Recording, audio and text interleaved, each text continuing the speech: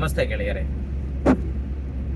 ನಾನು ಒಂದು ಕೆಲಸದ ಮೇಲೆ ಚಿತ್ರದುರ್ಗಕ್ಕೆ ನನ್ನ ವೈಫು ಹೋಗ್ತಾ ಇದ್ವಿ. ನನ್ನ ಮಗಳು, ನಾನು, ನನ್ನ ವೈಫು. ಮಳೆ ಟೈಮು, ರಾತ್ರಿ ಆಗಿದೆ ಸುಮಾರು ಈಗ 7:15. ಈ ಟೈಮಲ್ಲಿ ಪಾಂಡವಪುರ ಬಿಟ್ಟ ಆದಮೇಲೆ, ಮೈಸೂರಿಂದ ಚಿತ್ರದುರ್ಗಕ್ಕೆ ಹೋಗ್ತಾ ಇರೋದು. ಈ ಟೈಮಲ್ಲಿ ಪಾಂಡವಪುರ ಆದಮೇಲೆ ಸ್ವಲ್ಪ ಗ್ಲಾಸು ಗ್ಲೇರ್ ಹೊಡಿತಾ ಇತ್ತು ಅಂದ್ಬಿಟ್ಟು ಶಾಂಪೂ ಹಾಕಿ ಸ್ವಲ್ಪ ಗ್ಲಾಸ್ ವಾಶ್ ಮಾಡೋಣ ಅಂದ್ಬಿಟ್ಟು ಹೇಳಿದೆ. ಒಂದು ನಿರ್ಜನ ಪ್ರದೇಶ, ಒಬ್ಬನೇ ನೀರು ಹಾಕ್ಕೊಂಡು ವಾಶ್ ಮಾಡಿ ಕ್ಲೀನ್ ಮಾಡ್ತಾ ಇದ್ದೆ.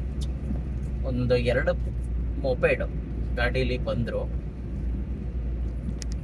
ಒಬ್ಬರು ಬಂದು ಮುಂದೆ ಕಾರ್ ಮುಂದೆನೇ ಗಾಡಿ ನಿಲ್ಸಿದ್ರು.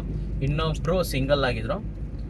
ಕಾರ್ಗೆ ಬೇಕು ಅಂತಾನೆ ಟಚ್ ಮಾಡಬೇಕು ಅಂತಾನೆ ಬಂದು, ಸ್ವಲ್ಪ ಕುಡಿದಿದ್ರು, ಗೊತ್ತಾಗ್ತಾ ಇತ್ತು, ಟಚ್ ಮಾಡಬೇಕು ಅಂತಾನೆ ಬಂದರು. ನಾನು ಒಬ್ಬನೇ ಇದ್ದಿದ್ರೆ, ಫ್ರೆಂಡ್ಸ್ ಜೊತೆ ಇದ್ದಿದ್ರೆ ಅದು ಬೇರೆ ಥರನೇ ಮಾತಾಡ್ಬೋದು.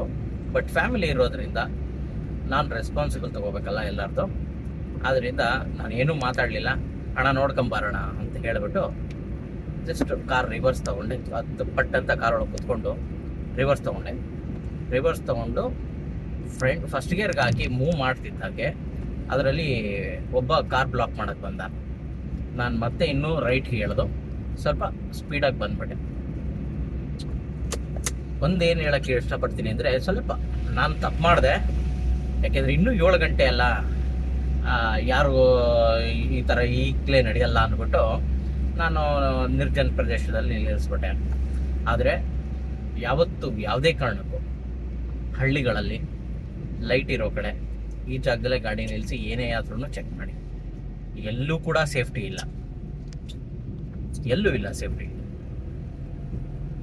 ಏನಾದರೂ ಆಗ್ಬೋದು, ಏನು ಮೊಬೈಲ್ ಕಿತ್ತು ಕಳಿಸ್ಬೋದು, ಏನೋ ಒಂದೆರಡು ಏಟು ಹೊಡಿಬೋದು, ಇಲ್ಲ ನಾವು ಒಂದೆರಡು ಏಟು ಹೊಡಿಬೋದು. ಅದೆಲ್ಲ ಯಾಕೆ? ಲೈಟ್ ಇರೋ ಕಡೆ ಗಾಡಿ ನಿಲ್ಸ್ಕೊಂಬಿಡಿ, ಫ್ಯಾಮಿಲಿ ಇದ್ದಾಗ ಬೆಸ್ಟು. ಇದೊಂದು ಹೇಳಬೇಕು, ಇನ್ಸಿಡೆನ್ಸ್ ನಡೀತು ಅಂತ ಅಂದ್ಬಿಟ್ಟು ನಾನು ರೆಕಾರ್ಡ್ ಮಾಡಿದೆ. Thank you.